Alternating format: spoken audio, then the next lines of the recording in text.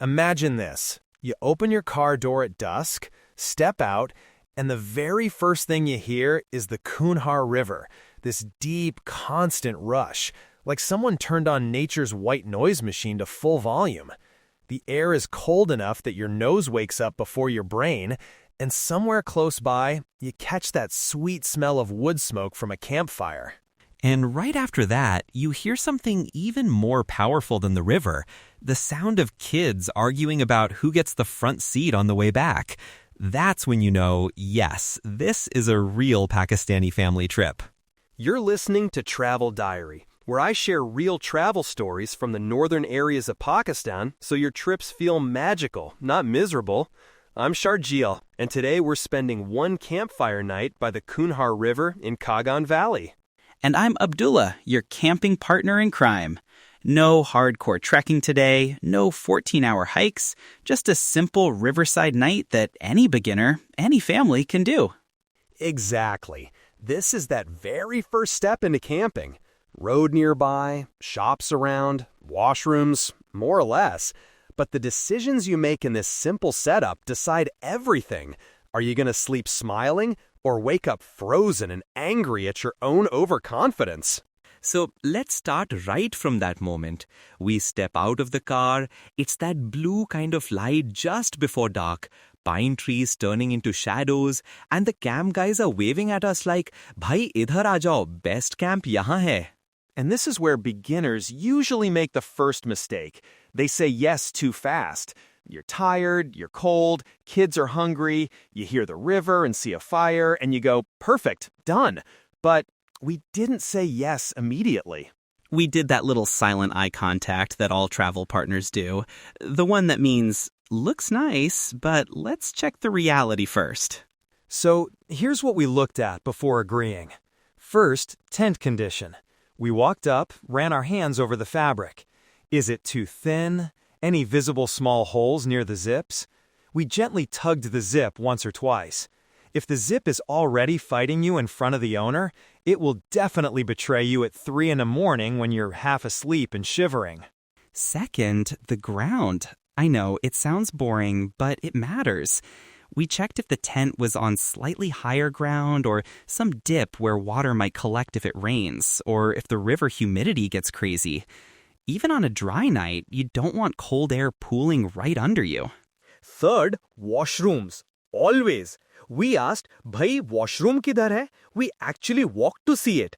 Is it close enough that you can go at night without feeling unsafe, but not so close that every flush and door bang becomes your lullaby? And then distance from the road. Because Kaghan has that main road running along the river. We checked. Can we see the headlights directly hitting our tent? How loud are the jeeps and buses from where we're standing? We wanted river sound louder than road sound, not the other way around. So we ended up picking a spot where the river was maybe a short walk away, not right at the edge, and the road was slightly above us. You could still hear the honks and occasional truck, but the constant rush of the river kind of washed it out. Once we said yes, then came the fun part, claiming our temporary home. We tossed our bags inside the tent and instantly realized this is where people either overpack or underpack. We had done that classic compromise. Not a full mountaineering setup, but not pure city people chaos either. One small duffel with extra layers, a couple of decent sleeping bags, and some basic toiletries. No giant suitcases rolling on gravel, thankfully. Inside the tent, we checked the mattresses first. We pressed our hands down, lay on them for a minute. Are they actually cushioning your back? Or can you feel the hard ground and tiny rocks? If you can feel the ground clearly, ask for an extra layer if they have one, or double up 2 thin mattresses. Then the sleeping bags. We unzipped them fully, shook them out. I even sat inside mine for a minute just to see how warm it felt without a jacket. This is a good trick. Test it early, before night. If you're already slightly cold at this time, you'll need extra layers later. Outside the tent, the air was dropping fast. You know that feeling when the tip of your ears tells you, bro, it's time for a cap now? The sky was still a bit blue, but my hands were already looking for a cup of something hot. So we did what every Pakistani camper does. We went straight for the campfire area and ordered chai. Not fancy, just good, hot, sweet chai in metal cups. We asked for something simple to eat too. Parathas, omelet, that kind of thing. At riverside camps, I actually prefer simple, fresh food instead of heavy stuff that makes you feel sleepy and bloated. Now, here's the social part no one tells you about. We stood there, chai in hand, and quietly scanned the other groups around the fire. One group of friends with a guitar, some families, one group that already looked like they were going to sing loudly till 2 a.m. We picked a seating spot that was close enough to feel the energy, but not right in the middle of every selfie and song. That's a tiny tip. Don't sit too close to the loudest group, even if their fire looks the brightest. You can always walk over, enjoy the vibe, and then step back when you want a quieter mood.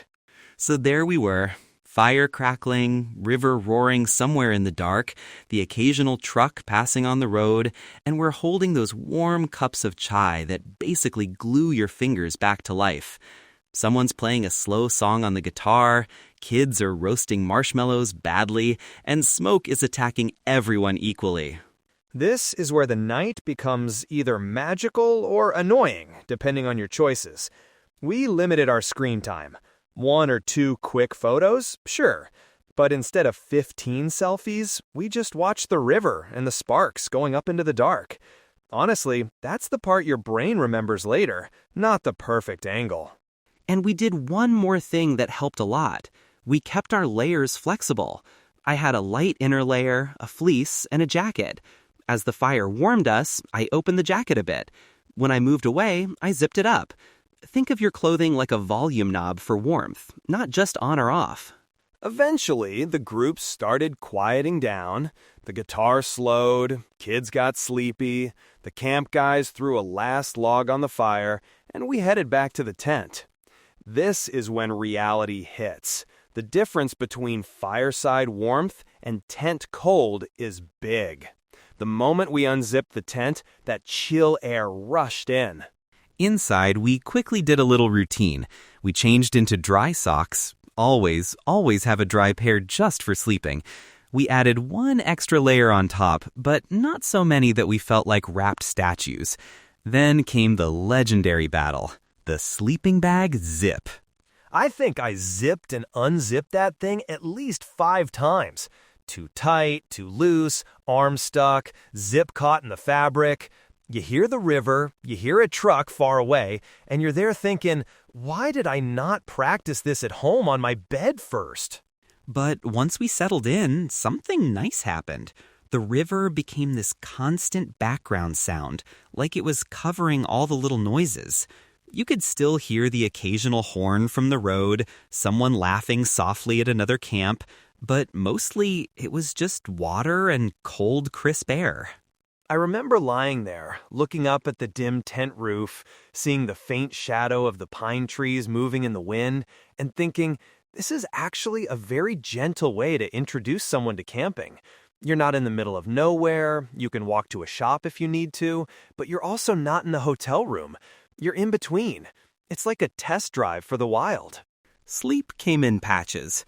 We're not going to pretend it was a perfect 8 hours. We both woke up a couple of times, adjusting the bag, changing sides, listening to some random Jeep passing, wondering if we should add another layer. That's normal, especially on your first night outside. But overall, we woke up in the morning and looked at each other with that face of, okay, we survived. Not frozen, not broken, just a little stiff and definitely hungry. Stepping out of the tent in the morning is its own reward.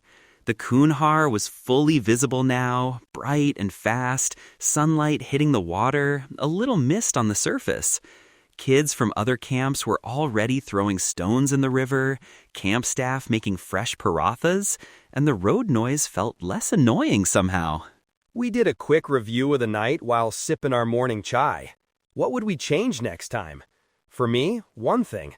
I'd bring a small inflatable pillow or a pillowcase I can stuff clothes in. My neck felt the hardest part of the ground, more than my back. For me, I'd add one more very light layer, maybe a thin thermal, just for sleeping, so I don't have to wear my outer jacket inside the bag. And I'd pack our stuff in smaller bags instead of one big one, so we can find things quickly in the dark.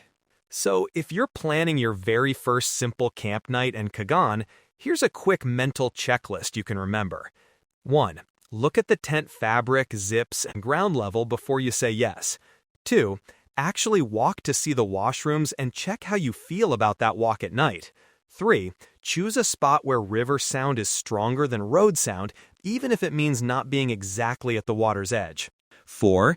Test your mattress and sleeping bag early, not right before bed. 5. Keep your clothing in layers so you can adjust easily. 6. Sit a little away from the loudest group at the campfire so you can enjoy both the fun and the quiet. And remember, if at any point you don't feel comfortable, maybe the camp feels too close to the road or the facilities are worse than you expected, it's completely okay to say, you know what, let's find a nearby hotel for tonight. Camping is supposed to make you love the outdoors, not traumatize you. We've put together a simple Kaghan Riverside camping mini plan for you. What to pack, what to check on arrival, and some basic safety notes, especially if you're coming with family or it's your very first time. To grab that printable checklist and a short, updated guide on Kaghan camp nights, just head over to our website. Use it as your little night by the river script, so you don't overpack, overpay, or wake up frozen and grumpy. Until next time, keep exploring, keep it simple, and let the river do most of the talking.